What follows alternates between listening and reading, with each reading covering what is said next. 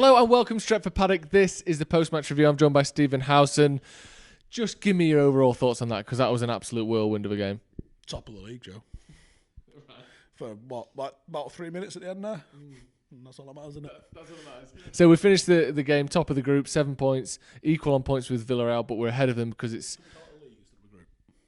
we call it a league instead of a group? Top of the league with Villarreal, but we're ahead of them because it goes on head-to-head rather than goal difference, even though they've got a 3 better goal difference than us. I don't even know where to start. Let's start with the positive. Cristiano Ronaldo, 2 more goals tonight. That's 5 and 4 for him in the Champions League this season. 9 and 11 for the year. Yeah. Mate. That's just for United. Mate.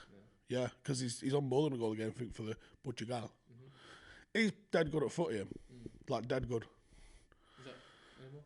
No, he's dead good, I think. He is dead good, but how much does it worry you that he's sort of bailing us out every week? Because this is 3 of the 4 Champions League group stage games. He scored either a winner or an equaliser in the 80th minute plus. You tell me what the fuck we bought him for if it wasn't for that. But the thing is, though, you don't hope he's gonna. You don't want him to have to do that, do you? Not at this stage, anyway. Come on. You don't, but literally, that's why he's there. That's literally his job. Is literally to do that. And admittedly, yeah, the performances can be significantly better.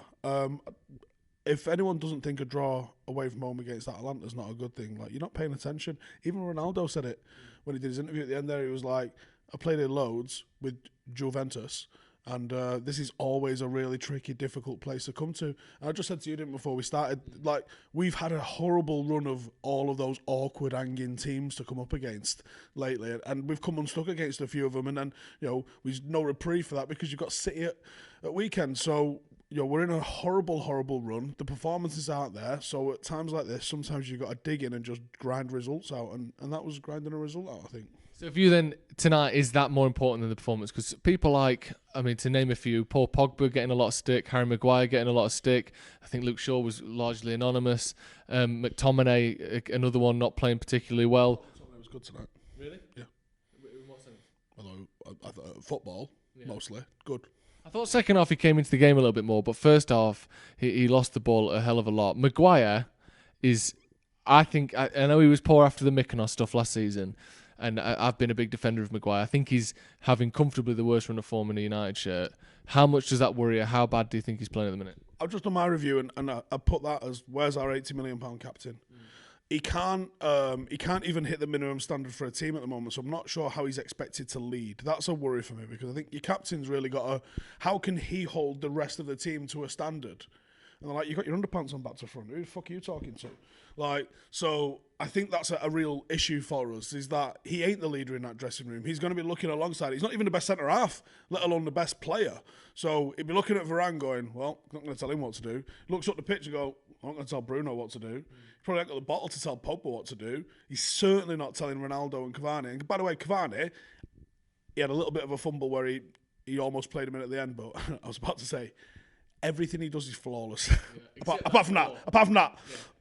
But he's like, his decision making is outrageous. And it's like, when you're watching us play up to him, every single thing he does with the ball, you go, yeah, that was the right thing to do. That was exactly what I was hoping you might do in this situation. I think he's our best player, I think, Cavani.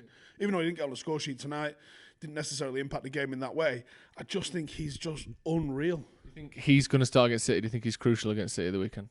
Yeah, I would definitely be looking at some sort of a 2, but then again, I think Marcus Rashford's got to be in there, because his pace on what's certainly going to be a very high City line is going to be very much needed. But I think you're right. Maguire, Pogba, very poor. Shaw, gone backwards towards the start of last season, I think. And it's a worry, because you think when Varane went off, it started to unravel a little bit for us, and that sort of calm assurance that we kind of saw against Spurs at the weekend, that disappeared, and you're like, I think I know the correlation now, it's that guy.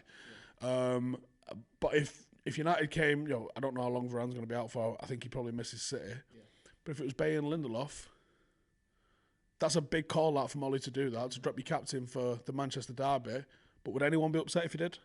Maybe Harry Maguire. Harry Maguire and his missus, maybe. But I wonder if there'd be part of Maguire that, obviously pride plays a big part in football, and these players are all competitive and they value themselves above everything. But I wonder if there's part of him that's crying out for it, because he looks to me like he doesn't trust himself at all at the minute. I was just saying before, like, The thing with Maguire, he's very slow, we all know that, but he usually overcomes that by reading the game better than the striker does. So he gets there first, he wins it. At the minute, he's so lacking in confidence, he doesn't trust himself to be on the front foot. So he's playing on the back foot, and now he's having to react to strikers, and he cannot do that. Do you think there's part of him that would go, just give me a fucking rest here?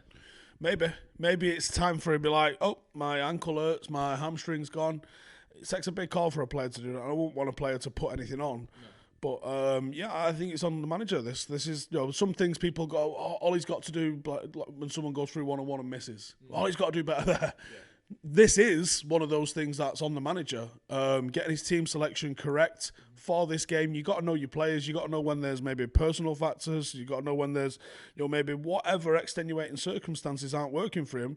But you can't deny the form that Harry Maguire's in is detrimental to Manchester United. If you look at the 11 goals, forget. The clean sheet we got at the weekend was not because of Harry Maguire. Tonight's performance was somewhat down to Harry Maguire. But if you just look at last week, the 11 goals between Leicester and Liverpool, that little week, and just go and watch Harry Maguire's involvement in all of those.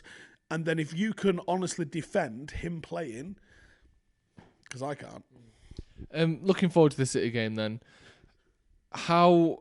Compare how you feel now looking forward to that than you did after the Tottenham game, because I know it wasn't the best performance ever, but we didn't concede a shot on target. We looked much more solid at the back, and you can't put that all onto Maguire, as you said then, but he was playing and we still looked defensively good.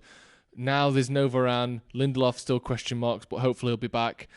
How concerned are you that we might see a sort of a copy of the Liverpool game, because that tonight has made me more nervous than the Tottenham game did? No Varane's the biggest thing. The problem is we're not really seeing any sort of progress. Yeah. Like you might have got a result against Spurs, but then tonight's performance was not a performance. So that's gone backwards, even though you got the result. There's a positive to take from getting the result and probably progressing in the Champions League on the back of that result. But the performance just was not there. So if you're the manager going into it Thursday, Friday, and you're thinking, right, what's the team I'm going to work with? Who can you rely on as Solskjaer at the moment? Bruno? Probably. Ronaldo, sure. Cavani, sure. Rashford? Not certainly. Pogba? No. I mean, he might not even be allowed, actually. He's still banned. So, what are you looking at? He'll be thinking, well, if Matic is fit, I might get something out of him. Scott McTominay, maybe. You certainly can't trust Fred. Although we seem to rest him tonight. Yeah, which tells you he's probably playing. Can you trust Harry Maguire, your captain? You absolutely can, and that's not a great position for him to be in. Can you trust Luke Shaw? Absolutely not.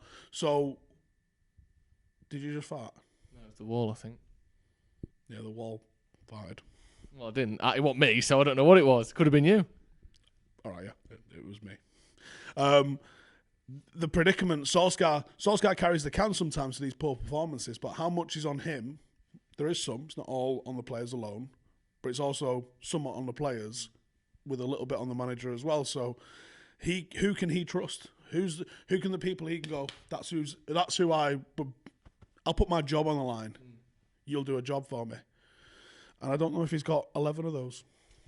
That is a big concern, isn't it? Let us know what you think at home. Has Ollie got 11 players he can trust for the City game? And more importantly, what did you make of that game tonight? Because it's one of them where you sort of go, not the worst result, but what a bad way to get there in the end. Thank you, Steve, for joining us. Thank you for joining us at home. We'll see you in a bit.